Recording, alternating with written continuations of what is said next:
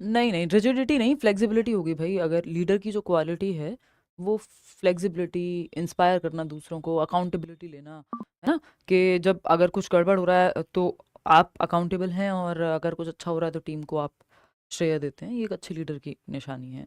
Flexibility, एक तरीके से काम नहीं हो रहा दूसरे से, है ना, जहाँ ज़रूरत है चेंज करने की, अडेप्ट करने की, वो करना। बात सही है या नहीं? करें शुरू आज की कहानी? बहुत बढ़िया। एग्ज़ाम का नोटिफिकेशन तो देखो इस साल जैसा सूखा पड़ा हुआ है ना एग्ज़ाम्स को लेकर के, स्पेशली कि एग्ज़ाम जो है बहुत ही रेयर एग्ज़ाम्स कहीं देखने को मिल रहे हैं टीचिंग में। किसी हर स्टेट का यही हाल है लगभग, एक आध स्टेट में कुछ कुछ है। वेस्ट बंगाल में शायद अभी निकली थी, रेलवे का एक वो निकली थी, होगा कब एग्ज़ाम किसी को नहीं पता। तो हालात थोड़े अच्छे नहीं हैं टीचिंग को लेकर के। बट पता नहीं देश को शिक्षकों की शायद ज़रूरत नहीं है, या इनको लग रहा है प्राइवेट से और गेस्ट टीचिंग से ही काम चल जाएगा। हालांकि आएंगी वैकेंसी, ये सब बातें एक तरफ हैं, लेकिन वो मौका आपसे नहीं छूटना चाहिए। कौन सा बैच है सुषमा आपका, बताओ ज़रा मुझे। सुषमा, जल्दी बताओ कौन सा बैच है, क्योंकि नोट्स तो अपडेटेड रहते हैं। अब एक आध क्लास में डिले हो जाए वो एक अलग बात है, अदरवाइज मतलब एक दो क्लास तो डिले चलते ही हैं, क्योंकि वो प्रॉपर हर बार नए बनते हैं नोट्स। तो लेकिन इतने दिन थोड़ी होंगे।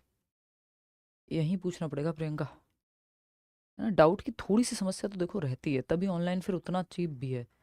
ये जो बैच आपको ऑफलाइन में 20,000 में मिलेगा, वो यहाँ आपको अगर 1,000 में मिल पा रहा है। खैर हम रखते भी फीस कम है जान करके, तो या 2,000 में भी मान लो मिलता, तब भी उसका रीज़न ये है कि एक आमना सामना नहीं हो पाता है। हालांकि अगर आप 500 लोगों की क्लास में ऑफलाइन में बैठेंगे तब भी सबके डाउट्स ले पाना बड़ा मुश्किल हो जाता है। वो किसी दिन मौका मिलेगा आपको, तो वैसा ही है कि आप पूछ लीजिए, मैं लास्ट में बोलती हूँ हालांकि, कि आप पूछ लो भाई, और लास्ट में जो भी डाउट है तो किसी ना किसी दिन आपको मौका मिल जाएगा, अगर आप रेगुलरली क्लास अटेंड कर रहे हैं तो। थोड़ा सा उसमें हसल तो रहती है लेकिन, डाउट पूछने के लिए ऑनलाइन में हल्का सा, ये पता नहीं ये चश्मा ही साफ नहीं हो रहा है।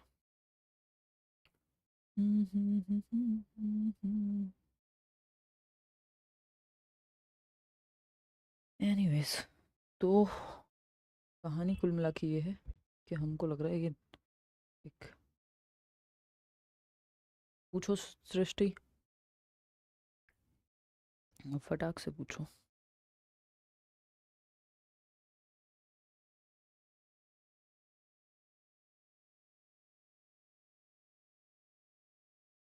ठीक है, ठीक है नीलू, गुड इनफ। स्टार्ट करें, मतलब कंटिन्यू करेंगे, आज एनईपी ख़त्म करेंगे। नेशनल एजुकेशन पॉलिसी पे हम बात कर रहे थे ना। तो देखो वैकेंसी आती नहीं है आसानी से आती है तो या तो तुरंत से ये लोग करा लेते हैं एग्ज़ाम, कई बार कब होगा एग्ज़ाम ये नहीं पता होता। तो ये सब चीज़ें तो हमारे हाथ में नहीं, हमारे हाथ में एक ही चीज़ है, वो है तैयारी।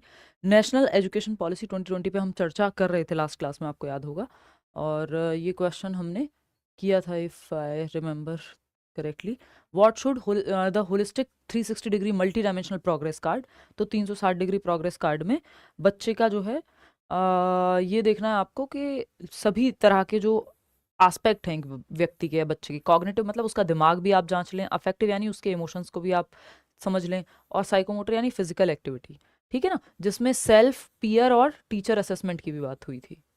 पीयर और टीचर असेसमेंट, पीयर मतलब उसके साथी संगी उसके बारे में क्या सोच रहे हैं, टीचर्स क्या सोच रहे हैं, और वो खुद कितने नंबर खुद को देता है। और ये तीन आयाम साथ में हैं, संज्ञानात्मक, भावात्मक और मनोगत्यात्मक। आते हैं आगे बढ़ते हैं। अगर हम बात करते हैं एनईपी 2020 की, तो NEP 2020 reduction in curriculum content to enhance essential learning and critical thinking, मतलब reduction in curriculum content, curriculum का जो कंटेंट है, जो सिलेबस है, इतना भार है बच्चों पे, बच्चे से भारी बस्ता है, उसको कम करने की बात की गई नेशनल एजुकेशन पॉलिसी में, कि भाई आप करिकुलम को कम कर दीजिए। जो नई किताबें आई हैं उसमें हुआ भी है, चैप्टर्स आपके थर्ड फोर्थ फिफ्थ की एनसीईआरटी तक में जो है कम हुए हैं, ठीक है। तो करिकुलम में एक्टिविटीज़ भी होती हैं और सिलेबस भी करिकुलम का पार्ट होता है, तो रिडक्शन करना है आपको करिकुलम में, curriculum content to enhance essential learning and critical thinking. Essential मतलब जो महत्वपूर्ण अधिगम है, जो सबसे ज़्यादा ज़रूरी चीज़ें हैं, है ना, और क्रिटिकल थिंकिंग, महत्वपूर्ण अधिगम या महत्वपूर्ण बिंदुओं पे फोकस हो सके, तो इसलिए महत्वपूर्ण चीज़ों को छोड़िए, बहुत एक्स्ट्रा चीज़ें जो हैं उनको हटा दीजिए। क्रिटिकल थिंकिंग की बात अगर करें तो क्रिटिकल थिंकिंग है समालोचनात्मक चिंतन, बच्चा हर पहलू से किसी चीज़ को देख पाए, जस्ट एक ही पहलू से ना देखे, है ना। किसी ने कहा लो बेटा सेब खा लो, बहुत अच्छा सेब है, मैं तो तुम्हारा भला चाहता हूँ, तो आप ये सोच रहे हैं इतना भला क्यों चाह रहा है अचानक से, मेरा कोई सगा संबंधी तो बहुत प्रेम में पागल, तो मेरे लिए कोई अचानक से क्यों ही होगा, है ना। तो समालोचनात्मक चिंतन, समालोचनात्मक चिंतन, बात सही है। चलिए आगे बढ़ते हैं। क्रिटिकल थिंकिंग की जब हम बात करते हैं, किसकी, क्रिटिकल थिंकिंग की जब हम बात करते हैं, तो समालोचनात्मक चिंतन, अभी हम इसी की बात कर रहे थे कि हर एक पहलू में किसी चीज को देखना। किसी ने कह दिया 2000 के नोट में चिप है तो मान लिया, ये क्रिटिकल थिंकिंग नहीं है, ये बेवकूफ थिंकिंग है। बेवकूफ एज एन आप समझ रहे हो ना, मतलब जहां दिमाग का इस्तेमाल नहीं किया गया है, ठीक है ना। मतलब अगर हम बात करते हैं, पता नहीं सुषमा आप कौन सी बुक की बात कर रहे हो, अगर हम बात करते हैं समालोचनात्मक चिंतन की, समालोचनात्मक चिंतन की, तो इसमें आप फैक्ट्स और ओपिनियन क्या है इसके बीच में डिफरेंस कर पाते हैं कि कोई चीज जो है वो कितनी लॉजिकल है। कोई भी एक पीस ऑफ इंफॉर्मेशन है मान लीजिए, उसको हर एक पक्ष में आपको देखना आना चाहिए कि इसमें लॉजिक कहाँ है, ओपिनियन कहाँ है, व्यक्ति का अपना बायस कहाँ है ना। हो सकता है कोई चीज आपको पसंद हो तो आप उसी के गाने गाना चाहें, तो आपको देखना होता है लॉजिक को आपको रखना है साथ में, फैक्ट्स क्या है, तथ्य क्या है किसी चीज में, है ना। हम कहते हैं भाई सूर्य जो है ईस्ट से उगता है, तो ये यूनिवर्सल फैक्ट है, ठीक है ना। अगर कोई कह रहा है 6 PM है तो आपको पता चल जाएगा ये शाम के 6 बजे हैं, तथ्य है। कोई कह रहा है कुछ तो समय हुआ है, कुछ तो समय बीता है, कितना बीता है ये नहीं पता, ठीक है ना। फैक्ट्स, तथ्य, तो इन सबको काम में लेना होता है क्रिटिकल थिंकिंग में हर एक पहलू से। ओपिनियन क्या है, किसी पीस ऑफ इंफॉर्मेशन से ओपिनियन को अलग कर पा रहे हैं आप, फैक्ट को अलग कर पा रहे हैं कि ये व्यक्ति का अपना कोई बायस है, अपना किसी एक तरफ, बायस का मतलब है किसी एक तरफ झुकाव। हो सकता है कि आपको कोई पर्टिकुलर जाति धर्म, हालांकि टीचर की नज़र में ऐसा नहीं होना चाहिए, टीचर अगर आपका कुछ फेवरेट है भी, आपका हो सकता है आप किसी धर्म को, रिलीजन को फॉलो करते हैं, किसी जाति की तरफ आपका झुकाव हो सकता है, लेकिन कृपया करके इतना कोशिश करें कि क्लासरूम में ये सब बाहर छोड़ के आएँ। अपने अंदर का जातिवादी व्यक्ति, अपने अंदर का सांप्रदायिक व्यक्ति, अपने अंदर का धार्मिक व्यक्ति, वैसे तो आप में एज एन इंडिविजुअल, जो एक अच्छा इंडिविजुअल के तौर पे, एज अ गुड इंडिविजुअल, तो आपके अंदर ये सब चीज़ें जितनी हो सके उसको खत्म करना चाहिए, या नहीं होनी चाहिए आइडियली तो, ठीक है। लेकिन फिर भी बहुत लोगों की कंडीशनिंग नहीं ब्रेक हो पाती, जिस तरह से जिस माहौल में हम बड़े हुए हैं वो कहीं ना कहीं दिमाग में बैठा रहता है। बट एज अ टीचर आपको अपनी जिम्मेदारी, सबसे पहले आपको ईमानदार होना है अपनी जॉब के प्रति, ठीक है ना। तो बायस जो है, यानी झुकाव किसी एक तरफ जो है, वो बायस का भी आपको पता हो, अपने बायसेस का भी आपको पता हो, है ना। तो अगर हम बात करते हैं लॉजिक की, फैक्ट की, ओपिनियन की, बायसेस की, तो किसी पीस ऑफ इंफॉर्मेशन से ये सब आप समझ पा रहे हैं कि एक आर्टिकल पढ़ रहे हैं अगर आप, तो आप देख रहे हैं कि इसमें ये लिखने वाले का भी एक बायस हो सकता है, ये सच में जिस नजर से दिखाया जा रहा है उसके पीछे का कोई और, तो हल्का सा आप संदेह की दृष्टि से देखने लगते हैं चीज़ों को। हालांकि संदेह नहीं आना चाहिए, क्योंकि आप फिर हर चीज़ को लेके हेट करने लग जाएं, हर चीज़ में कमियां ही ढूंढने लग जाएं, तो वो भी फिर मूर्खता हो जाएगी, है ना, उसमें भी बहुत समझदारी की बात नहीं है। हाँ, जैसे वैष्णवी कह रहे हैं हमारे कॉलेज के टीचर ही जातिवाद करते थे कॉलेज में, ऐसे बहुत लोग हैं देश भर में और दुनिया में। बट आपको कोशिश करनी है कि जब आप क्लासरूम में जाएं तो आप टीचर हैं, सारे बच्चे आपके हैं, आपको उनके उत्थान के लिए, उनकी बेहतरी के लिए, हर बच्चे के अंदर छिपे पोटेंशियल को बाहर निकालने के लिए काम करना है, ना कि ये देखना है ये किस जाति का है, किस धर्म का है, इसके माँ बाप क्या करते हैं, ये मेरा फेवरेट, वो फलाना। हाँ, अगर कोई बच्चा अच्छा है आप उसको पसंद करेंगे, वो एक डिफरेंट बात है कि हाँ ठीक है आपको किसी क्वालिटीज पसंद है, बट उसके बेसिस पे आप बायसनेस नहीं करेंगे बाकी बच्चों के साथ। कोशिश तो यही करनी है एटलीस्ट, है ना। तो क्रिटिकल थिंकिंग में आप हर एक पहलू देख पाते हैं कि आपके कुछ झुकाव तो नहीं है किसी चीज के प्रति, और जो अनफेयर हो, एक होता है फेयरनेस में कुछ अच्छा आप सोच रहे हैं जिससे सबका भला हो सके, बट अनफेयर है कोई चीज, तो वो आप एक हर एक पहलू से किसी चीज को देख पाना समालोचनात्मक चिंतन है ना। अब इसके लिए आप क्या करेंगे, डिबेट डिस्कशन करा सकते हैं। अब डिबेट डिस्कशन में क्या होता है, एक व्यक्ति आपका एंटी होता है और एक फेवर में होता है। भाई जब डिबेट हो रही होती है, बहस जिसको हम कहते हैं आम भाषा में, या परिचर्चा जब हम कहते हैं, तो एक मान लीजिए दहेज प्रथा है, एक खिलाफ में है, एक खैर ये तो इलीगल चीज है तो इस पे तो प्रो में होना ही नहीं चाहिए किसी को, बट हैं इस तरह के लोग जो सोचते हैं।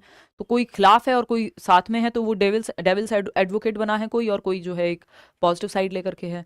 तो वो दोनों पहलू, उसमें सारे तर्क आपको दिखेंगे। जैसे न्यूज में डिबेट होती है, हालांकि वो आधे से ज्यादा बर्बाद डिबेट होती है, उसमें कोई रीढ़ की हड्डी होती नहीं है उस डिबेट में, बस वो चिल्लाते रहते हैं, एक सही तरीके से डिबेट वो नहीं करते, ठीक है ना। तो अगर हम बात करें तो अदला बदली इम्प्रॉम्प्टू कि जवाब देना जो है, डिबेट की अगर हम बात कर रहे हैं तो बहस या परिचर्चा, पक्ष में और विपक्ष में दोनों विचार आप जान पाएंगे डिबेट से। तो इससे क्या होगा, क्रिटिकल थिंकिंग बढ़ती है कि किसी ने कहा अच्छा ये तो सही है, फिर आप दूसरा विचार प्रकट करेंगे क्यों सही है भाई, ये भी तो इसमें पॉइंट हो सकता है, ये भी तो इसको देखने का एंगल हो सकता है।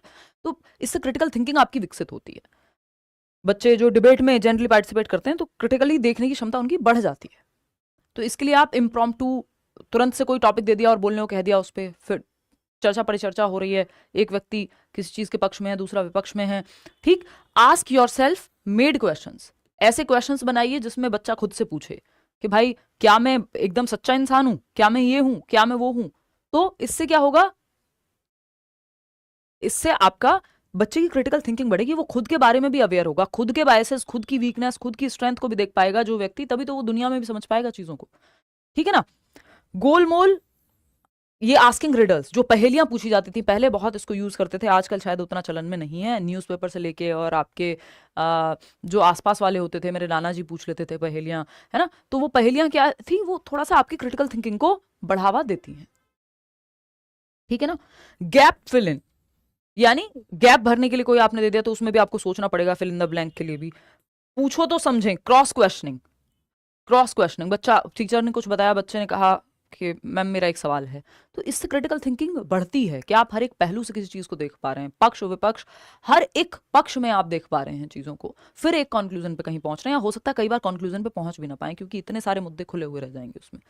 इनोवेशन, इनोवेशन को यानी आपको नई नई जो टेक्नोलॉजी है या दुनिया में जो भी चीजें हो रही हैं, नवाचार को आपको जगह देनी है, इनोवेट करने को, कुछ नया बनाने को आपको महत्व देना है, ठीक है ना। तो जैसे प्रोजेक्ट बेस्ड लर्निंग हो सकती है इनोवेशन के लिए, कोई प्रोजेक्ट दिया बच्चों को, कुछ नया बना करके ला रहे हैं 5 बच्चे ग्रुप में। वर्चुअल रियलिटी, ये भी इनोवेशन है, आज की डेट में वीआर लगा करके बच्चा दूसरी दुनिया में पहुंच जाएगा, वो उसको लग रहा है मैं यहीं हूं, है ना। जैसे आप अगर कुछ लोग आप में से या ज्यादातर लोग आज के समय में तो कहीं पे अगर मॉल्स वगैरह में कभी गए होगे तो वो आजकल भूतिया घर बना के रखते हैं। एक बार मैं अपने भाई के साथ गई थी, है ना, तो वो उस तरह का वहां पे वो वीआर दे देंगे आपको। या कई बच्चे होते हैं जो आपने देखा होगा मॉल में कहीं पे वीआर लगा करके और वो लड़ रहे हैं, उनको लग रहा है सच में, एक्चुअल में डर भी लग रहा है, अगर भूत आ रहा है तो मतलब वो रियलिटी जैसा लगता है, तो इनोवेशन ही है ना एक प्रकार की। 2 इज इनफ। अभी इस तरह के आपको अलग अलग तरह के गेम आप दे सकते हैं। Let them free, give them a break, बच्चे को ब्रेक दे दीजिए आप। इनोवेट कराने के लिए वर्चुअल रियलिटी का आप कुछ वो दे सकते हो, एक्टिविटीज करा सकते हो, है ना। तो सैकड़ों चीजें हैं जो आप इनोवेट कराने के लिए, क्रिटिकल थिंकिंग को बढ़ाने के लिए करा सकते हैं। तो क्रिटिकल थिंकिंग बढ़ेगी, इनोवेशन भी होगी। कोलैबोरेशन, ये सब 21st सेंचुरी स्किल्स में आता है कि क्रिटिकल थिंकिंग हर एक पहलू से वो अलग चलेगा। अभी ये कंटिन्यू हुआ है गौरव, इसीलिए आपकी एक क्लास चल रही है, पिछले हफ्ते भी एक क्लास हुई थी, मर्ज चल रहे हैं। तो ये कंबाइंड क्लास है क्योंकि ये टॉपिक आपको कराना ही था मुझे सारे ही बैचेस में, तो मैंने सोचा इसको कंबाइंड करा करके पहले ये करा देती हूँ, है ना, फिर वहीं से कंटिन्यू कर लेंगे जहाँ से चल रहा था, ठीक है। कोलैबोरेशन, कोलैबोरेशन यानी सहयोग, ये सब बढ़ावा देना है। आज की शिक्षा नीति ये कह रही है बेसिकली इन सब स्किल्स को, ये जो कम्युनिकेशन, संप्रेषण जिसको हम कहते हैं, संप्रेषण, ठीक है। Save the last word for me, save the last word for me, ये कोलैबोरेशन में बेसिकली बाकी सभी बच्चे जो है मिलकर के, ये अलग अलग तरह की गेम्स हैं, अलग अलग तरह की एक्टिविटीज हैं जो करानी है, जरूरी नहीं है ये ही एक तरीका है, ये बस एग्जांपल्स हैं, है ना। चेन गेम हो सकता है जिसमें बच्चे चेन बना के नहीं खेलते थे पहले, बचपन वाला याद कर लो, ये मॉडर्न जमाने का छोड़ दो, कि वो एक तरफ एक चेन बनी हुई है, हाथ पकड़ा हुआ है, दूसरी तरफ वो अपनी तरफ खींच रहे हैं, ये वो। तो बेसिकली साथ में मिलकर कोई एक्टिविटी जब बच्चे कर रहे हैं, टीम वर्क जहां होता है तो वहां अच्छे से काम हो पाता है। हैंड्स ऑन प्रोजेक्ट हो गया, कोई प्रोजेक्ट पे बच्चे लगे हुए हैं। डम श्रेड्स, डम श्रेड में भी कोलैबोरेशन लगता है ना, डम श्रेड आपने खेला होगा, कोई मूवी के नाम दे देते हैं कई बार, है ना। तो एक टीम है जो पहचान रही है व्यक्ति के एक्टिविटीज से कि अच्छा 2 लेटर वर्ड है, अच्छा हिंदी है कि इंग्लिश है कि वॉट एवर, ठीक। तो ये एक चीज हुई। सर्च टू विन, आपको जीतने के लिए कुछ खोजना है तो वो ग्रुप पूरा मिल करके वो काम करेगा। कम्युनिकेशन की बात करते हैं, संप्रेषण की। फीलिंग्स आर इंपॉर्टेंट, फीलिंग्स क्या है, महत्वपूर्ण है कम्युनिकेशन में। क्या आप महसूस क्या कर रहे हैं ये आपको बताने की कोशिश करनी है, वो जरूरी हो जाएगा। कहां देख लिया आपने ये book Sushma? Guide for the blind fold, जिस जो देख नहीं पा रहा उसके लिए आप गाइडेंस बता करके तो कम्युनिकेट करते हैं। मतलब देख नहीं पा रहा है, एज ये गेम में भी यूज होता है और वैसे भी हो सकता है। टॉक इन पेयर्स, ग्रुप्स में आप बात कर रहे हो। साइलेंस टॉक डे, कि आप बच्चे की या व्यक्ति की एक्टिविटीज से, उसके जेस्चर्स से, उसके हाव भाव से समझें चीजें, है ना। बच्चों की क्लास में एक्टिविटीज करा करके समझ सकते हैं। तो कम्युनिकेशन बेसिकली अपनी बात को ठीक से कह पाना, दूसरे की बात को समझ पाना, ये कम्युनिकेशन है। अपने हाव भाव, अपने इमोशंस को कम्युनिकेट कर पाना। आईसीटी, अभी आ गई डिजिटल लिटरेसी। ये सारी 21st सेंचुरी स्किल्स हैं, 21वीं शताब्दी के कौशलों में हम इनको शामिल करते हैं। ऐसा नहीं है कि ये पहले नहीं थे, पहले भी एग्जिस्ट करते थे। ये समझने वाली चीजें, इसमें बहुत ज्यादा रट्टा नहीं लगाना, ये आपको नोट्स में मिल जाएगा, ठीक है ना। ICT literacy, information literacy, media literacy. ICT क्या है? Information communication technology. जैसे इस पीपीटी के माध्यम से मैं और आप जुड़े हुए हैं, ये आईसीटी का प्रयोग है। इंफॉर्मेशन को कम्युनिकेट किया जा रहा है टेक्नोलॉजी के माध्यम से, पीपीटी का इस्तेमाल करके, ठीक है ना। डिजिटल लिटरेसी में आ गया ये पेन एक्चुअल पेन नहीं है, बट ये पेन की तरह काम कर रहा है। तो ये डिजिटल लिटरेसी का ही पार्ट है। Information literacy, media literacy. तो PPT, designing a blog, website, PPT, ये सब कराएं बच्चों से। डिजाइन एन ऐप, आजकल बात हो गई है कि 6th क्लास से आप कोडिंग सिखाना शुरू कर दो, है ना। टीच लर्न कॉपी, बच्चे जो है सिखाएं, सीखें। नो हाउ, ये सब एक्टिविटीज आपकी जितनी भी डिजिटल लिटरेसी से, कोई वेबसाइट बनाना सीखना, ऐप बनाना सीखना, कोई प्रोजेक्ट दिया बच्चे को जिसमें वो एक पीपीटी बना करके ला रहा है, या कोई और एक्टिविटीज तरह की कर रहा है। Flexibility and adaptability, flexibility and adaptability, यानी फ्लेक्सिबली कैसे आप समय के साथ अडेप्ट करेंगे। Different uses of house hold items, यानी घर के सामान की अलग अलग यूजेज क्या हो सकते हैं। जरूरी थोड़ी एक बॉटल है, मान लीजिए उसमें टोमेटो केचप आया है, तो बस वो यूज करके फेंक दिया जाए। हम तो इंडियन लोग हैं, हम लोग तो जुगाड़ू लोग हैं। हमारे यहाँ तो घर में जो है एक कपड़ा, एक टी शर्ट भी पुरानी फटी हुई जीवन भर यूज होती रहती है। कभी वो पोछे में यूज होगी, कभी वो कहीं और यूज होगी, बाथरूम में यूज होगी, है ना। तो ये क्या है यहाँ पे? Different uses of house hold items. तो ये फ्लेक्सिबिलिटी एंड अडेप्टेबिलिटी है कि हम रिसोर्स मैनेजमेंट कर रहे हैं, कहीं ना कहीं रिसोर्सेज को बेहतर तरीके से यूज कर रहे हैं, ठीक है। तो different uses of house hold items. Makeup a new game, एक नया गेम बना लिया। फ्लिप्ड क्लासरूम, शफल कर दिए बच्चे। ये सब activities basically flexibility and adaptability के लिए होता है, कि बच्चा भी टीचर को सिखा सकता है, जरूरी नहीं है टीचर ही बच्चे को सिखाए। या फिर कई बार बच्चों को कह दिया जाता है खुद से प्रिपेयर करके आओ एक टॉपिक, और फिर वो आकर के पढ़ा रहे हैं या बता रहे हैं। देखिएगा एक बार, फटाफट से बताइए। इंडियन मम्मी तो पता नहीं क्या क्या यूज कर ले एग्जैक्टली। मैं तो अब जाके ये सब जो है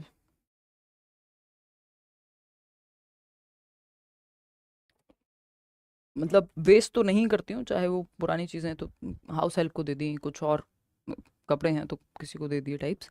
बट हाँ, वो नहीं कि अब बिल्कुल। पहले तो हालत ये थी, मैं तो बड़ी भी ऐसी हुई हूँ, आज भी मेरे साथ यही है। कितने भी कपड़े आप ले लो, मुझे अगर 2 टी शर्ट पसंद है, मैं वही पहन के घूमती हूँ।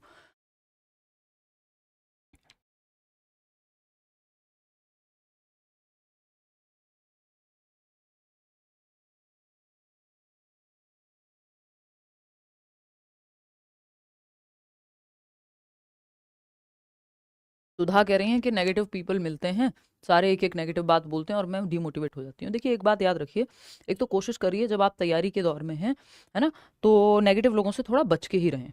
दूसरा, अगर क्योंकि आप अपना लाइब्रेरी जाइए, घर में रात को पढ़िए, जिस भी टाइम आपको समय मिल रहा है, आप अपने आप को देख लीजिए, आपको 4 घंटे पढ़ना है, 5 घंटे पढ़ना है, 6 घंटे पढ़ना है, क्या 8 घंटे पढ़ना है। अपना टारगेट सेट करके उस हिसाब से आप तैयारी करिए। फिर आपको फर्क नहीं पड़ना चाहिए कौन क्या कह रहा है ना। और किसी से फिर बहुत ज्यादा एक्स्ट्रा बातें नहीं करनी कि क्या कर रहे हो, तो आप बताने ही लग गए कि ठीक है कर रहे हैं तैयारी, देखेंगे। बहुत सारे बच्चे करते हैं, हम भी कर रहे हैं, कोई बात नहीं। बहुत ज्यादा बहसबाजी में नहीं पड़ना है, अपने आप को प्रूव करते नहीं रहना है। जब आपको आपका रिजल्ट अपने आप जवाब दे देगा। या आपका जीवन, वो आपका जीवन है, वो थोड़ी देर के लिए एंटरटेनमेंट के लिए थोड़ा सा सुतली बम लगाने आते हैं लोग, कि हाँ ठीक है थोड़ा सा ट्रिगर ही हो जाए कोई। और दूसरी बात आपको ध्यान रखनी है, जिससे करना होता है ना, वो लोगों के कहने से बहुत देर तक डीमोटिवेटेड नहीं रह पाता, बीच में बुरा लगता है ऑफकोर्स। तो इसीलिए मैं कह रही हूँ उससे बचिए, लाइब्रेरी चले जाइए, अपना एक ऐसा माहौल रखिए कि आप फोकस्ड हों अपने काम पे, हर दिन अपनी प्रोग्रेस देख रहे हो, है ना। और दूसरा, जब जिसे करना होता है उसको बहुत ज़्यादा फर्क नहीं पड़ना चाहिए किसी से, लोग तो कहेंगे। हाँ, ये अभी मर्ज कराई है 2 दिन से क्लास, 2 दिन से क्लास मर्ज कराई है, क्योंकि ये टॉपिक कॉमन था, सभी को कराना था।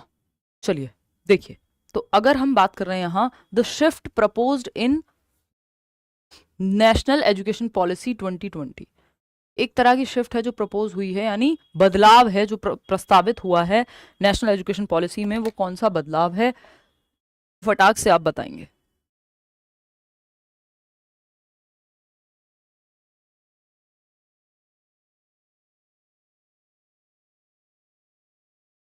बताओ फटाफट।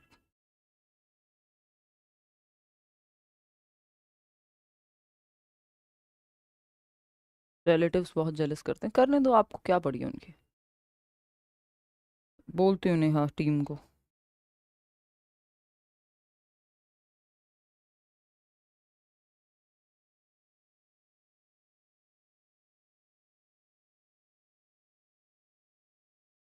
देखिएगा, ए ए ए सब जो है अपना जवाब दे रहे हैं।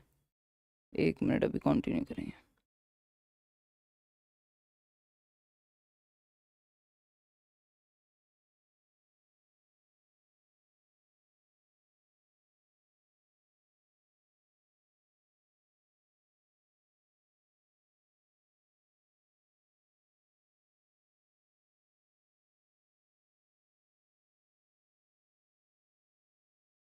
चले, चलो, बहुत बढ़िया। बी ऑप्शन कह रहे हैं ज़्यादातर लोग।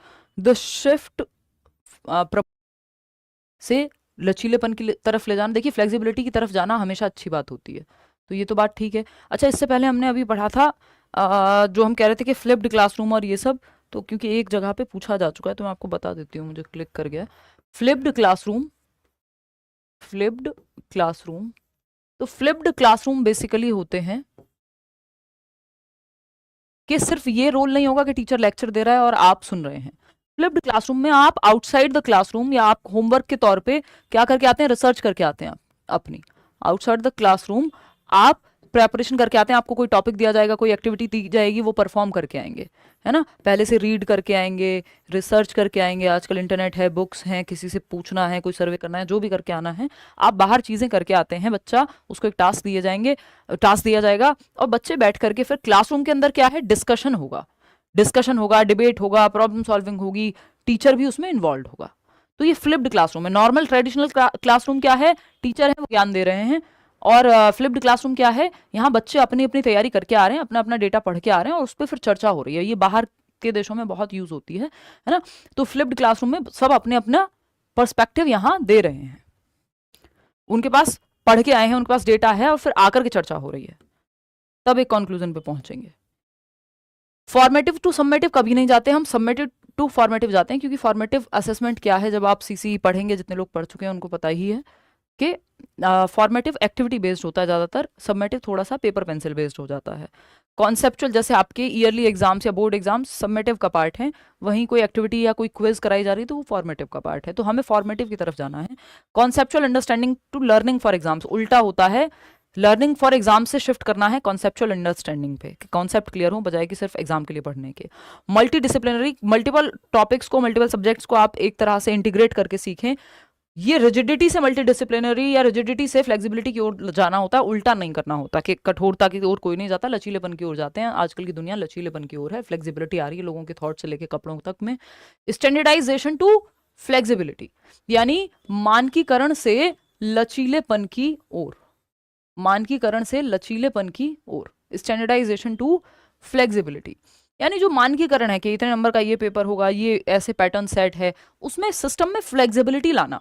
तो स्टैंडर्डाइजेशन से फ्लेक्सिबिलिटी की ओर हम जा रहे हैं, ये कहती है नेशनल एजुकेशन पॉलिसी। इस शिफ्ट की बात कर रही है कि जो पहले से सब कुछ सेट था, फिक्स्ड चीज़ों से फ्लेक्सिबिलिटी की तरफ, रिजिडिटी से फ्लेक्सिबिलिटी, जहां एक मेथड काम नहीं कर रहा, दूसरे मेथड से पढ़ाओ, तीसरे से पढ़ाओ, कोई और एक्टिविटी कराओ, जरूरी नहीं है सब बच्चों को सेम तरह समझ में आए, कुछ बच्चों को अलग तरह से सिखाओ। तो ये क्या है, ये फ्लेक्सिबिलिटी की ओर जाना है। ठीक है बात। नेक्स्ट पॉइंट पे चलेंगे। नेक्स्ट पॉइंट क्या है भाई, ये आपको पता ही है कि ये आपकी 4 स्टेजेस हैं जो नई एजुकेशन पॉलिसी में 10+2 को परिवर्तित करके अब क्या ला दिया गया है, 5+3+3+4। ठीक है, 5 में इसको 2 भागों में बांट लेते हैं। वो हम आएंगे उस पर कि आपके जो शुरू के 3 साल हैं वो ECCE, आंगनवाड़ी, प्लेवे, बाल वाटिका, और जो 2 साल हैं लास्ट के 7 और 8 ईयर, उसमें फर्स्ट और सेकंड क्लास पढ़ेगा बच्चा। ठीक, तो ये 5 साल में 2 भागों में बट गया है। फाउंडेशनल स्टेज को 2 भागों में तोड़ दिया गया। मूलभूत चरण 5 साल का है, जो कि 3 से 8 वर्ष का बच्चा इसके अंदर आएगा। और शुरू में जो 3 से 8 वर्ष में, 3 से 6 वर्ष में क्या होगा बच्चा, ECCE या प्लेवे या बाल वाटिका। ठीक है, और दूसरा सेक्शन फाउंडेशनल स्टेज को दूसरे में तोड़ा है, क्लास 1 और क्लास 2 और क्लास 2। तो कक्षा 2 तक बच्चा इसमें आ गया, 8 साल की उम्र तक का बच्चा, है ना। 6 साल का बच्चा पहली क्लास में, तो ये पूरा कवर हो जाएगा यहाँ पे। फ्लेक्सिबिलिटी से स्टैंडर्डाइजेशन नहीं जाएंगे, स्टैंडर्डाइजेशन होता है एक ही पैमाना सबके लिए, फ्लेक्सिबिलिटी सबके लिए अलग अलग चीजें। जरूरी नहीं है हर बच्चा पेपर पेन टेस्ट ही दे, कोई बच्चा ओरल भी क्वेश्चन सुना सकता है, ठीक है ना। 3 की अगर हम बात करें 3 साल की, जो कि नेक्स्ट स्टेज है, FPMS की बात हो रही है ना, प्रेपरेटरी बोले तो प्रारंभिक चरण 8 से 11 वर्ष, ठीक है। 3 next 3 years 11 to 14 years middle stage यानी मध्य चरण। फिर लास्ट के 4 14 to 18 ईयर्स सेकेंडरी या माध्यमिक चरण, ठीक है। ये हम ऑलरेडी पढ़ चुके हैं, लास्ट क्लास में हमने इस पर खूब चर्चा की थी। FPMS, ठीक है जी। फाउंडेशनल स्टेज 5 साल, प्रेपरेटरी 3 साल, फिर इसमें आपकी क्लास 3, 4 और 5 आ जाएंगे, फिर मिडल में 6 to 8 आ जाएगा, सेकेंडरी में 9th to 12th आ जाएगा। सिंपल बात। चलिए आगे बढ़ते हैं। NCERT will develop a national curriculum framework, ये अभी आ भी चुका है, इसको अब हम पढ़ते भी हैं, है ना। ये ECCE वालों का है, अभी इस पे काम चल रहा है, ये हमें नहीं पढ़ना है जनरली। हम NCF नॉर्मल वाला पढ़ चुके हैं, 2023 में आ चुका है NCF 2023। ECCE 3 से 6 वर्ष होता है, अर्ली चाइल्डहुड केयर एजुकेशन, जो बाल वाटिका या फाउंडेशनल स्टेज की शुरुआत के 3 सालों में आ जाएगा। जो 5 साल की स्टेज है ना, सबसे पहले 5+3+3+4 में ECC आपका यही फाउंडेशनल स्टेज में काउंट होगा, और इसके भी शुरुआती 3 सालों में, 3 से 6 वर्ष के बच्चे पे। NCERT will develop a national curricular and pedagogical framework for early childhood care and education, यानी जो NCERT है वो डेवलप करेगा क्या, national curricular and pedagogical framework for early childhood care and education, NCPFECCE, यानी एक नया NCF, एक करिकुलर पेडागोजिकल फ्रेमवर्क बनाया जाएगा। देखिए नेशनल करिकुलम फ्रेमवर्क 2005 हमने पढ़ा हुआ है, या पढ़ते हैं हम, अब आगे पढ़ेंगे जहां पे नहीं हुआ है अभी तक। तो अगर हम बात करें, हो जाएगा, सीटेट में कोई पंगा नहीं है श्री। तो एक फ्रेमवर्क बनाया जाता है, NCERT बनाती है, जिसको हम NCF कहते हैं, नेशनल करिकुलम फ्रेमवर्क। फ्रेमवर्क है किसका, करिकुलम का, कि पाठ्यचर्या ये होनी चाहिए, ये सब्जेक्ट ऐसे पढ़ाया जाना चाहिए, ये सब्जेक्ट को इस चीज का ध्यान रखना है ना। तो इसमें पूरा फ्रेमवर्क है कि किस तरह से करिकुलम में बदलाव होने चाहिए, कैसे वो और चाइल्ड सेंटर्ड बने, तो ये NCERT प्रिपेयर करता है। तो नेशनल एजुकेशन पॉलिसी ने कहा एक नया करिकुलम फ्रेमवर्क बनाओ, आप एक ढांचा बनाओ जिसके हिसाब से करिकुलम चले। किसके लिए, early childhood care and education के लिए, बच्चे for children up to the age of 3 to 8, भाई 8 साल तक, 3 से 8 वर्ष के बच्चे, वैसे 3 से 6 वर्ष तक को हम काउंट करते हैं, बट इन्होंने कहा है 8 वर्ष तक के बच्चे को आप up to the age of 8 years, क्योंकि फाउंडेशनल स्टेज में 8 वर्ष तक को आप शामिल कर रहे हैं, तो 8 साल के बच्चे से नीचे की उम्र तक के बच्चों के लिए एक फ्रेमवर्क बनाया जाए NCERT के द्वारा, कि इन बच्चों को ऐसे ऐसे सिखाया जाना चाहिए, ये एक्टिविटीज होनी चाहिए, ये सब बातें करके एक नया फ्रेमवर्क बनाया जाए, जो कि प्रोसेस में होगा ही। National educational technology forum to be created, NETF। तो नेशनल एजुकेशन पॉलिसी में और क्या निर्देश दिए गए कि भाई एक फोरम बनाओ, एक ऐसा प्लेटफॉर्म बनाओ जहां पे एजुकेशनल टेक्नोलॉजी के बारे में बात हो। तो national education technology forum to be created, NETF। बहुत सारे ऐप्स भी लाए गए, निष्ठा है, और भी कई सारे ऐप्स हैं जो गवर्नमेंट के टीचर्स को ट्रेनिंग कराते हैं, कई जगह पे नए परिवर्तन हैं वो सब वहां पे देखने को मिलते हैं। तो ये नेशनल एजुकेशनल टेक्नोलॉजी फोरम बनाया जाए, जहां पे टेक्नोलॉजी का इस्तेमाल करके एजुकेशन कैसे बेटर हो सकती है, इस चीज का ध्यान रख के हम आगे सिखाएं बच्चों को। तो इस तरह के फोरम बनेंगे। नए नए बदलाव है ना, डिजिटल लिटरेसी का हम भरपूर प्रयोग कर रहे हैं। अ नेशनल असेसमेंट सेंटर परख, ये लास्ट क्लास में भी हमने बात की थी। एक स्केल बनाया गया, एक असेसमेंट सेंटर बनाया गया, परख जिसको हम कह रहे थे, परफॉर्मेंस एनालिसिस असेसमेंट, ये सब की बात की थी हमने। Performance assessment, review and analysis of knowledge for holistic development, for holistic development will be set up as standard setting body. तो एक पूरा असेसमेंट का सेंटर है जिसको परख कह रहे हैं हम। क्या है ये, परख है, एक असेसमेंट का सेंटर है जिसको हम परख कह रहे हैं। ये जो परख है, क्या है ये, परख डिसाइड करेगा कैसे बच्चों का आकलन हो, ताकि होलिस्टिक रूप में हम उनको जांच पाएं, ठीक है ना। तो परफॉर्मेंस को उनकी आकलन कर पाएं परफॉर्मेंस का, तो परफॉर्मेंस असेसमेंट, फिर रिव्यू कर पाएं जहां पे जरूरत है, मुड़ के देख पाएं कहाँ गलती हुई, कैसे हुआ, एनालाइज कर पाएं उस चीज को, analysis of knowledge and for holistic development. तो ये जो पूरी बॉडी है, ये स्टैंडर्ड सेटिंग बॉडी है जो असेस करने के सारे पैमाने बनाएगी, परख ये इसके थ्रू होगा, जिस परख को बनाने की बात नेशनल एजुकेशन पॉलिसी में की जा रही है, ठीक है ना। प्ले वे वाले बच्चे जो हैं, जो आप कहते हैं ना प्ले वे में भेज रहे हैं हम बच्चों को आजकल 3 साल का होते ही, तो वो अर्ली चाइल्डहुड केयर एजुकेशन में ही आता है ना। पहले एनटीटी करके एक कोर्स होता था, अभी ईसीसी बोलते हैं उसको, national teacher training, nursery teacher training बोलते थे, अभी ईसीसीई बोलते हैं, अर्ली चाइल्डहुड केयर एजुकेशन। जैसे आप में से बहुत सारे लोगों ने डाइट या डीएलएड या ईटीई बीएलएड ये सब किया होगा, ये प्राइमरी के लिए है। वहीं इससे पहले, प्राइमरी से पहले भी तो प्ले वे में भी तो टीचर जाते हैं ना, वो ईसीसी वाले, फिर उसके लिए एनटीटी या ईसीसी करके कोर्स होता था। हालांकि बहुत कम वैकेंसीज उसमें आती हैं, ज़्यादा फायदा उसका हो नहीं पाता। No rigid separation between arts and sciences, यानी कोई भी रिजिड सेपरेशन मत रखिए आप। 11th-12th में ये बात हमने की थी कि आर्ट्स अलग, साइंस अलग, ह्यूमन जो आपका कॉमर्स है वो अलग नहीं। आप मान लीजिए 15 सब्जेक्ट आपने बच्चे को दे दिए 11th क्लास में, अब इसमें से कह दिया बेटा 5 सब्जेक्ट चूज कर लो। अब वो कोई भी सब्जेक्ट हो सकते हैं, वो मैथ्स भी हो सकता है, मैथ्स के साथ हिंदी पढ़ सकता है बच्चा, हो सकता है मैथ्स के साथ उर्दू पढ़ने का मन करे उसका, या हो सकता है मैथ्स के साथ वो कॉमर्स पढ़ रहा है, अकाउंट्स पढ़ रहा है, बिजनेस पढ़ रहा है, साथ में फिजिक्स भी ले लिया उसने, तो वो सब्जेक्ट कॉम्बिनेशन अपने हिसाब से चूज कर सके। बजाय कि हमने कह दिया कि आर्ट्स है ये या ह्यूमैनिटीज है, इसमें ये सब्जेक्ट्स तो होंगे ही, इन्हीं में से तुमको पढ़ना है। हो सकता है एक ह्यूमैनिटीज वाले बच्चे का मन कर रहा हो फिजिक्स भी साथ में पढ़ने का, या एक साइंसेज वाले बच्चे का जिसने साइंस स्ट्रीम ली है, वो उसका मन कर रहा हो इकोनॉमिक्स पढ़ने का साथ में, तो वो ऑप्शन नहीं होता हमारे यहाँ, है ना। कोई बच्चा हो सकता है जिसका मन करे ह्यूमैनिटीज लेने का ओ गॉड सॉरी, ह्यूमैनिटीज लेने का, और वो, एक मिनट रुकना यार,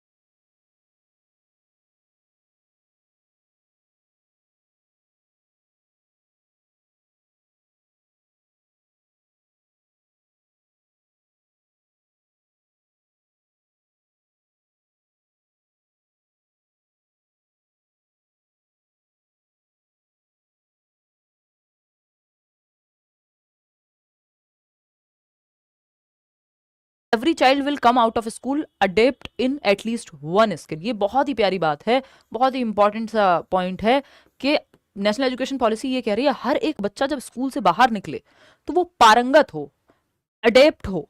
अडेप्ट ये कौन सा वाला अडेप्ट, वो वाला अडेप्ट नहीं है, ये पारंगत होना है, मास्टरी हासिल कर पाए, एटलीस्ट किसी एक स्किल में वो अच्छा होना चाहिए। अब वो पेंट करना हो सकता है, वो चरखा चलाना हो सकता है, ये मैं मजाक में कह रही हूँ, आज के समय में चरखा नहीं जनरली सिखाएंगे स्कूल में, बट सिखा सकते हैं।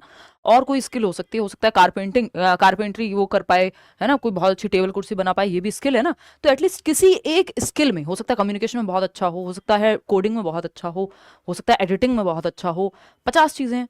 तो जब स्कूल से बच्चा बाहर निकले तो किसी एक स्किल में उसको महारत हासिल होनी चाहिए। ठीक है सोनी, बहुत बढ़िया, खाना बनाते हुए क्लास देख रही हैं। Common standards of learning in public and private schools, भाई ये नहीं होना चाहिए कि प्राइवेट स्कूल में तो बहुत अच्छी पढ़ाई होती है और पब्लिक स्कूल में या जो आपका गवर्नमेंट स्कूल है वहां पढ़ाई अच्छी नहीं होती है। कॉमन स्टैंडर्ड्स होने चाहिए सीखने के, इसीलिए इन्होंने कहा था कि पेयरिंग कर लीजिए स्कूल की, जिसको शायद यूपी गवर्नमेंट ने समझ लिया कि मर्ज कर लीजिए स्कूल्स को, है ना। तो मजाक में कह रही हूँ बट ये बिटर ट्रूथ है। पब्लिक एंड प्राइवेट स्कूल मतलब पेयर कर लो, कोई अगर प्राइवेट स्कूल है बहुत अच्छा सिखा रहा है तो सरकारी स्कूल के साथ पेयर कर लो, कुछ रिसोर्सेज ये इसके यूज कर लेंगे और देख लेंगे इनके यहाँ कैसे अच्छी पढ़ाई हो रही है जो प्राइवेट स्कूल में नहीं हो पा रही है, तो दोनों में क्या हो जाए, कॉमन स्टैंडर्ड्स ऑफ लर्निंग हो जाए, उसी लेवल की पढ़ाई हो सरकारी स्कूल में भी जिस लेवल की प्राइवेट में हो रही है।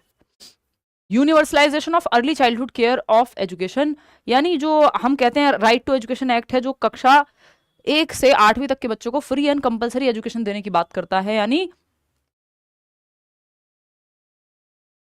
बहुत बढ़िया, all the best Abu. Free and compulsory education देने की बात करता है राइट टू एजुकेशन एक्ट जो है, शिक्षा का अधिकार अधिनियम 2009 जो 1 अप्रैल 2010 से लागू हुआ था। कक्षा 1 से कक्षा 8वीं तक सबको फ्री एंड कंपलसरी एजुकेशन मिले, हर बच्चा सीख पाए 8th तक। उम्र क्या होगी, 6 से 14 वर्ष के लिए, 6 से 14 वर्ष के बच्चे के लिए, यानी माँ बाप भी जो चाहें तो घर पे नहीं रोक सकते बच्चे को। Universalization of early childhood care of education, यानी ईसीसीई का यूनिवर्सलाइजेशन हो। यानी हम ये कह रहे हैं कि वो जो आरटीई है, एक काम करो, इसमें बच्चे को आप 3 वर्ष से ही शुरू कर दो। इसमें अर्ली चाइल्डहुड केयर वाला बच्चा रह जाता है, तो उसको भी, प्लेवे को भी आप इंक्लूड कर लो, ईसीसीई को भी इंक्लूड कर लो, कि इन बच्चों की एजुकेशन पे भी, प्री स्कूल एजुकेशन पे भी ज्यादा फोकस हो सके। जैसे ये कंपलसरी है 6 से 14 वर्ष, तो ये 3 से 18 वर्ष कर दो इसको, है ना, कि कंपलसरी कर दो। National mission on foundational literacy and numeracy, इसको हम FLN कहते हैं। नेशनल मिशन ऑन, एक नेशनल मिशन लाया गया फाउंडेशनल लिटरेसी और न्यूमरेसी पे, कि बेसिक जो साक्षरता है, मूलभूत साक्षरता और सांख्यिकीकरण सीख सके बच्चा। यानी बेसिक, इसमें 3R की बात होती है। वो 3R कौन से हैं भाई? बच्चे को रीडिंग आए, राइटिंग आए और अर्थमेटिक आए, बेसिक कैलकुलेशन वो कर पाए। 8 वर्ष तक की उम्र से आते आते बेसिक कैलकुलेशन उसको, यानी तीसरी क्लास खत्म हो तो उसको, बच्चे को बेसिक रीडिंग और राइटिंग आनी चाहिए। कि बच्चा 5वीं में आ गया, पढ़ भी नहीं पा रहा बेसिक, तो वो स्थिति नहीं होनी चाहिए। तो FLN क्या कह रहा है? ये जो मिशन है, नेशनल मिशन है फाउंडेशनल लिटरेसी और न्यूमरेसी को लेकर के, फाउंडेशनल लिटरेसी एंड न्यूमरेसी, ये 3 से 8 वर्ष के बच्चे पे फोकस जनरली यहाँ किया जा रहा है, या फिर मैं कहूँ 3 से 8 ही है। बाकी 8 वर्ष तक की उम्र तक 3 चीजें आनी चाहिए बच्चे को। रीडिंग, यानी वो इतना दक्ष बन जाए कि वो पढ़ पाए चीजें। रीडिंग, राइटिंग, इसको 3R कह देते हैं, रीडिंग, राइटिंग और अर्थमेटिक। यानी बेसिक कैलकुलेशन तो कर पाए। वो दुकान पे सामान लेने जा रहा है, 8 साल का बच्चा है, और उससे कहा गया कि 3 रुपए का सामान ले लिया, 10 रुपए का नोट दिया उसने, पता ही नहीं है 7 रुपए वापस आएंगे। तो बेसिक कैलकुलेशन उसको आनी चाहिए। तो पढ़ने का कौशल 8 वर्ष तक एटलीस्ट बच्चे को आ जाए। लिखने का कौशल, लिखना, और सांख्यिकीकरण कह सकते हो इसको, या संख्या ज्ञान भी लिख देती हूं मैं। कैलकुलेशन क्या कहते हैं हिंदी में? अर्थमेटिक को यहाँ पे अंकीकरण कह देते हैं, बट यहाँ पे मतलब है कैलकुलेशन से, यानी जोड़, घटाना, गुणा, भाग, जो भी आप इसमें लाना चाहें, ठीक है। तो अर्थमेटिक या बेसिक जो आपकी सांख्यिकीकरण है, बेसिक कैलकुलेशन या सांख्यिकीकरण,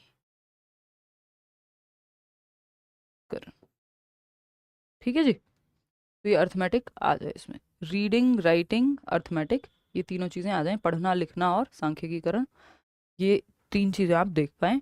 रीडिंग, राइटिंग, अर्थमेटिक, 8 वर्ष की उम्र तक बच्चे को बेसिक पढ़ना आ जाए, बेसिक लिखना आ जाए, लिखना उसको आता हो, और अर्थमेटिक बेसिक कैलकुलेशन उसको आती हो। हालात ये नहीं होने चाहिए कि बच्चा 5वीं में आ गया, ना तो किताब पढ़ पा रहा, ना अंकीकरण कर पा रहा, है ना उससे बेसिक कैलकुलेशन होती, ना जोड़ना आता, ना घटाना आता, ना गुणा आती, ना भाग आता। वो नहीं होना चाहिए। तो इसके लिए एक मिशन चलाया जाएगा जिसको फाउंडेशनल लिटरेसी एंड न्यूमरेसी कहा गया, कि बेसिक फाउंडेशनल लिटरेसी, इतना तो साक्षर बने बच्चा। Curriculum to integrate 21st century skills, 21वीं शताब्दी के कौशल, जो हमने अभी बात की थी, communication skills, digital literacy, critical thinking, ये सब बच्चे में डेवलप किए जाएं। मैथमेटिकल थिंकिंग, गणितीय तौर पे सोचना, साइंटिफिक टेम्पर हो बच्चे में, बस झाड़ फूंक, फलाना ढिमकाना, इन्हीं सब चीज़ों में ना रहे, थोड़ा वैज्ञानिक दृष्टि विकसित कर पाए हम उसके अंदर। तो ये एक बात हुई। फिर आते हैं नेक्स्ट पॉइंट पे, the aim of the new policy is the universalisation of education from pre school to secondary level with 100% gross enrolment ratio, GER 100% चाहिए इन स्कूल एजुकेशन बाय 2030। कह रहे हैं 2030 तक हमको सार्वभौमिकरण, यानी शिक्षा का सार्वभौमिकरण करना है from pre school to secondary level with 100%, यानी 10वीं तक के, प्लेवे से लेकर 10वीं तक के बच्चे 100% ग्रॉस एनरोलमेंट रेशो होना चाहिए, यानी बच्चे सारे स्कूल में जाएं। वो जो हम बात कर रहे थे ना, 2 करोड़ बच्चों को लेकर के आने की बात हुई है नेशनल एजुकेशन पॉलिसी में, जो स्कूल में नहीं आ रहे, तो GDP इन्वेस्टमेंट 6% कर दी गई है, 4% से बढ़ा के। हालांकि जो विकसित देश हैं, जो डेवलप्ड नेशंस हैं, वहां पे ये बजट काफी रहता है कि बजट का एक बड़ा हिस्सा एजुकेशन में जाना चाहिए। हमारे यहाँ 4.3% से 6% पे थोड़ा बढ़ाया है, कि GDP का जो आपका रेशो है वो 4.3 से 6% पे शिफ्ट कर जाए हम, 6% खर्चा हम एजुकेशन पे करेंगे।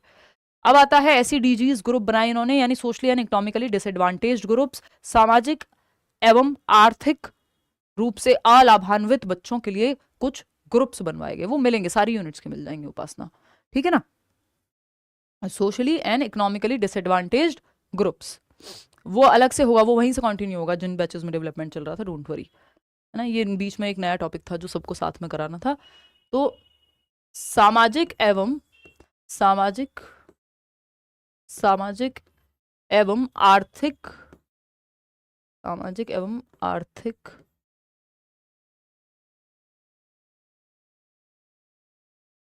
रूप से अलाभान्वित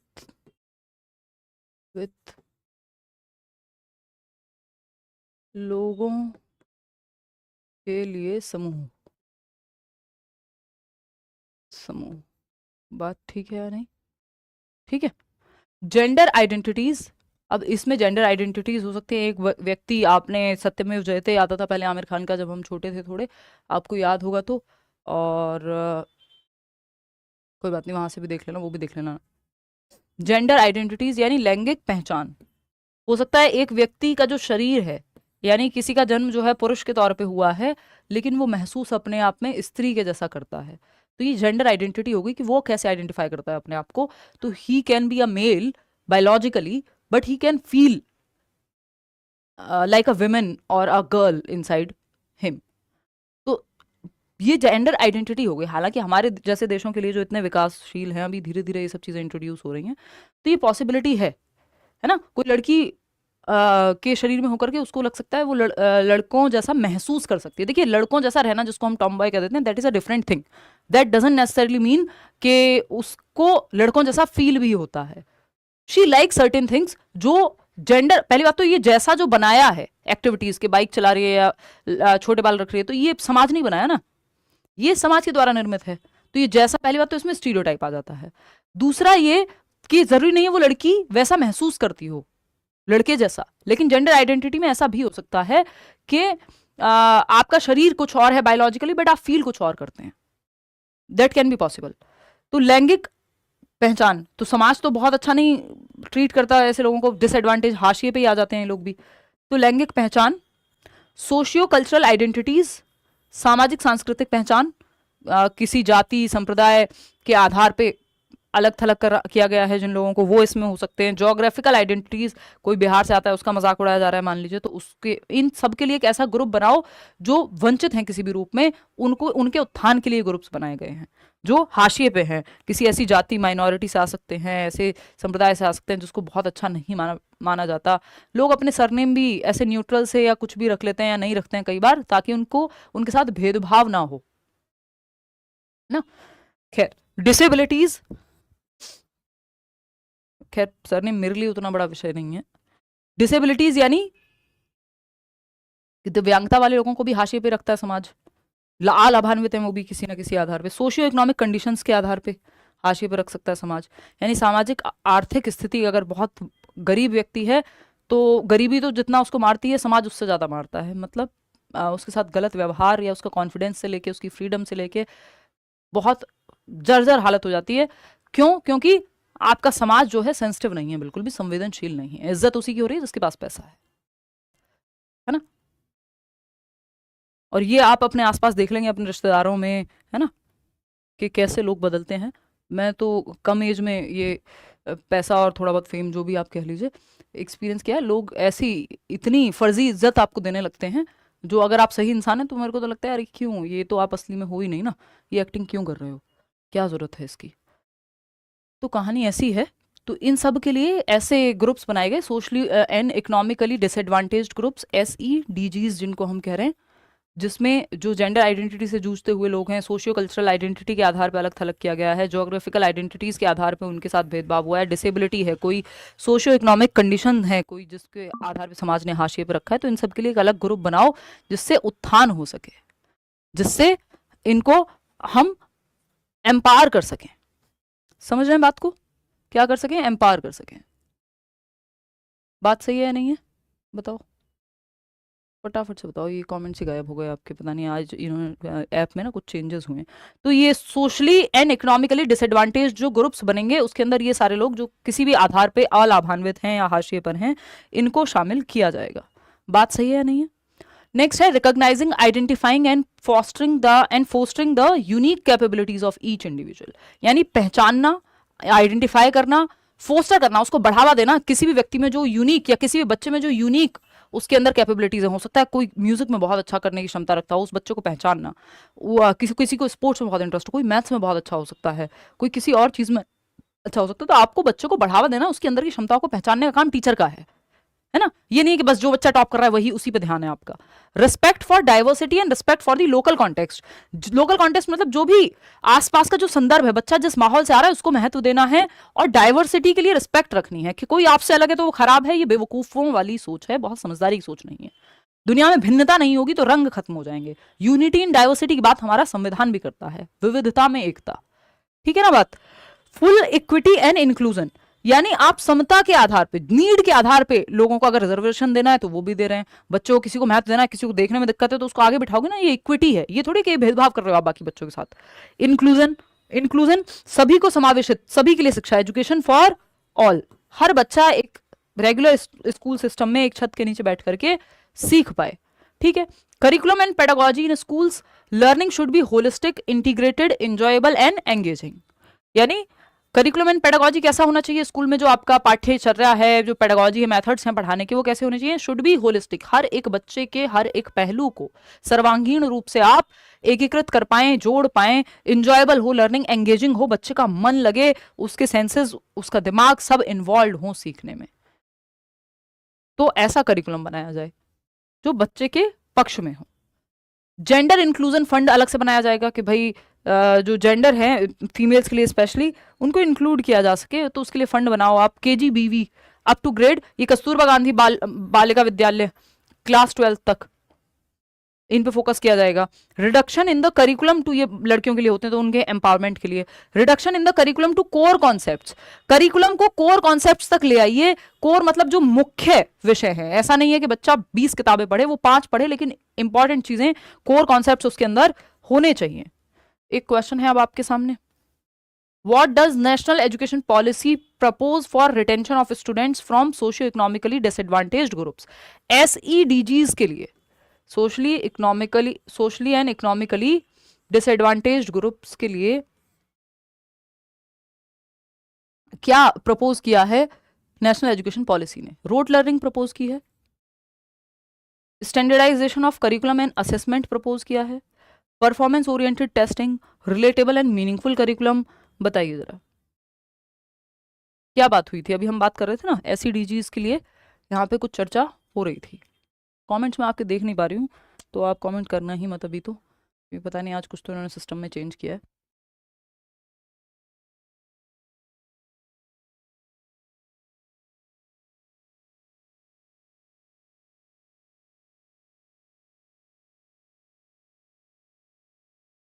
चलें बढ़े आगे। तो अगर हम बात कर रहे हैं what does national education policy 2020 propose for retention of students from socio economically disadvantaged groups, तो राष्ट्रीय शिक्षा नीति 2020 सामाजिक आर्थिक रूप से वंचित समुदायों से आने वाले विद्यार्थियों के अवधारण के लिए क्या प्रस्तावित करती है?